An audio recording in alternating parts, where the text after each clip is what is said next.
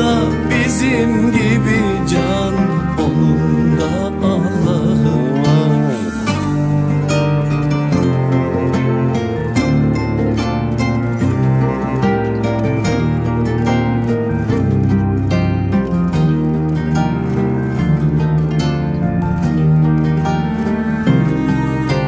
Adına denmiş hayvan, sadıktır çoğu dosta.